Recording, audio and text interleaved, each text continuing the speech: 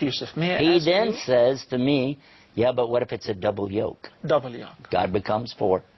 There's really a question which is urging me to ask you. That would you really convince yourself as Just you were make giving... tarjuma and I'll tell you. Okay. The egg. The egg. White. المثال الثاني يلا. الذي حاول الشيخ ضربه لمحمد عبد الرحمن لإقناعه بعقيدة التثليث البيضة لها قشرة وبياض ثم صفار وهكذا فثلاثة إن واحد. فأجاب محمد عبد الرحمن وكيف الحال إذا كان بالبيضة الواحدة أكثر من صفارين. Then what? God becomes 4. نعم. إذن في هذه الحالة البيضة فيها 4 أجزاء. إذن الإله 4 ليس 3. We tried many examples. We talked about how a family is like all one family with a lot of people, and that doesn't work. Finally, we turned to him and we said, okay, what do you say about your God that you believe in? الشيخ يقول ضربنا له أمثلة عديدة جدا، وأنا أعرف بيني وبينه أنهم لم يكونوا مقتنعين من الداخل بهذه الأمثلة أنفسهم، ولكن في الآخر لما يأسوا قالوا إذن أخبرنا عن حقيقة إلهك. وهو قال أعوذ بالله من الشيطان الرجيم بسم الله الرحمن الرحيم قل هو الله أحد الله الصمد لم يلد ولم يولد ولم يكن له كفوا أحد. And then he gave us the tarjuma for this and explained, and I realized this is better than what we have. I think I don't have to translate that. You may translate it yourself to English. No, but هنا لما سئل محمد عبد الرحمن هذا المصري البسيط عن عقيدة التوحيد من إلهكم، فأجاب بتلاوة سورة الإخلاص. نعم.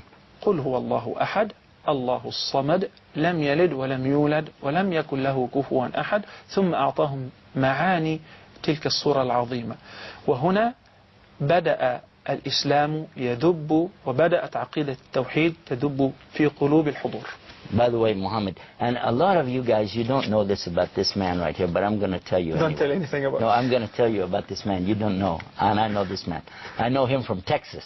Correct. He was in Texas with us. I'm not going to translate anything. We love you too much. Thank you. We love you, and we need you back in Texas. Barakallah feek. May Allah bless you so much. Thank you. I love you, Sheikh Yusuf. Barakallah. But now, what happened next? What happened next, he said an amazing thing. He said in Islam we are taught to always go for what has the most proof, most authenticity. You know, what is the most sahih of something. He said, so if your religion is better than my religion, I will go to your religion. الله اكبر. He said this to me. I thought, yeah, we got him. هنا يأتي التحدي حيث قال هذا الشخص البسيط محمد عبد الرحمن للحضور نحن في ديننا وعقيدتنا نؤمن بالدليل ونؤمن بالمنطق وبالعقل وبالصحيح بالسند الصحيح، فإذا كان لديكم من الدليل والبرهان ما يبرهن على صحة عقيدتكم إذن أنا معكم. وهنا قال الشيخ قبل إسلامه بالطبع إذن انتصرنا، ولكن دعونا نرى من انتصر. I told him, okay, look, Christianity, I know I got him because in Christianity you don't have to pray 5 times a day. You don't have to do Psalm Ramadan. You don't have to fast Ramadan.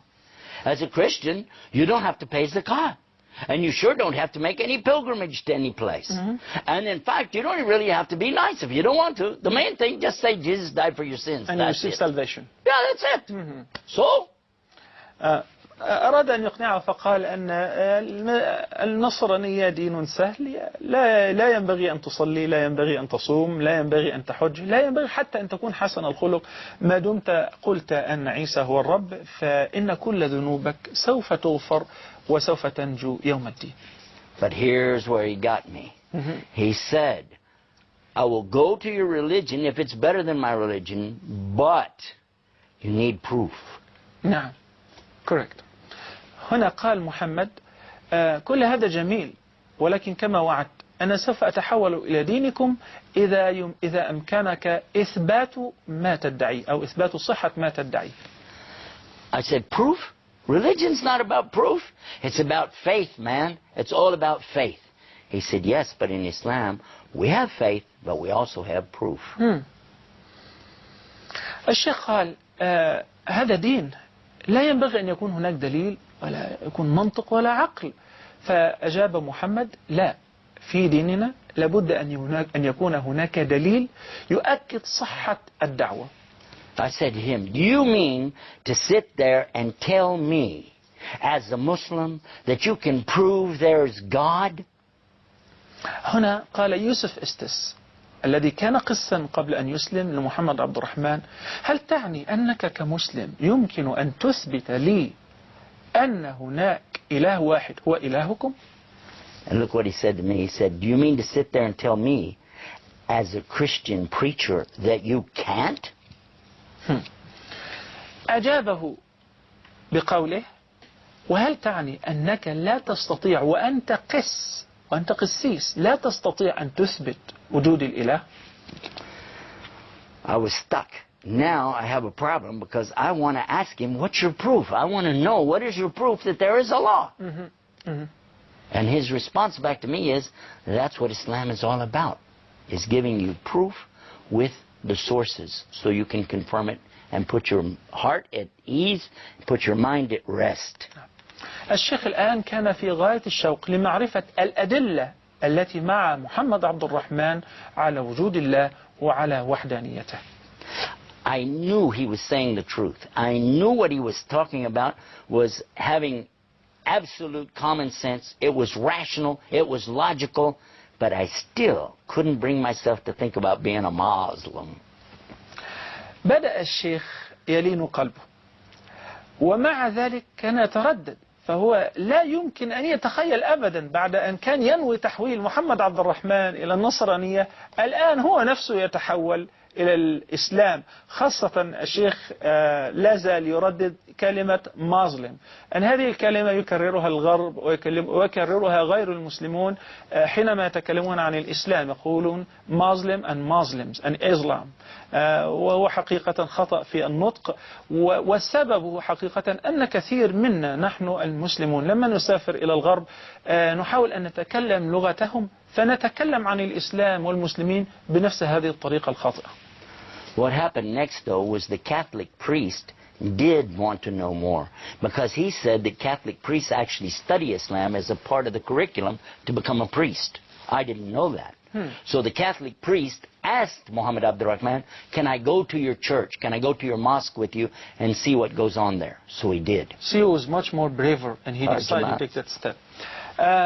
نسينا أن كان معهم قسا كاثوليكيا هو الآخر، والآن هذا القس كان أجرأ منهم جميعا، وطلب من محمد عبد الرحمن أن يصطحبه إلى أقرب مركز إسلامي يذهب إليه ليتعرف على المسلمين عن قرب، خاصة وقد درس اللاهوت من قبل.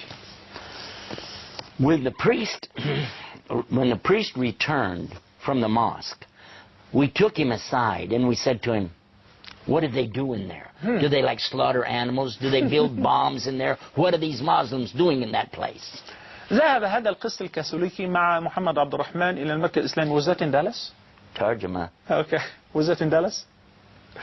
Then لما رجع هذا القس في المساء اجتمعت الأسرة كلها حول هذا القس وسألوه ماذا وجدت في هذا المسجد؟ هل يعدون قنابل؟ هل يذبحون الحيوانات؟ هل هم؟ كل ما كان يدور بخلدهم من أفكار سيئة عن الإسلام والمسلمين بدأوا يسألوا عنها هذا القس. What did he say? He told us, no. He said the people came in there and they lined up real nice and they stood there quietly, then they bowed, then they put their head on the ground, they sat there and then they left. That's it. Shall I? Translate. Okay. سألوه فأجاب هذا القس الكاثوليكي أنه رأى ببساطة أناس اصطفوا في سلام وفي مودة ووئام، يصلون ثم يركعون ثم يسجدون، ثم ما أن انتهوا من الصلاة انصرفوا بمنتهى البساطة. I said, what kind of music did they have? I asked him, what kind of music did they have? He said, they didn't have any music. I said, no music?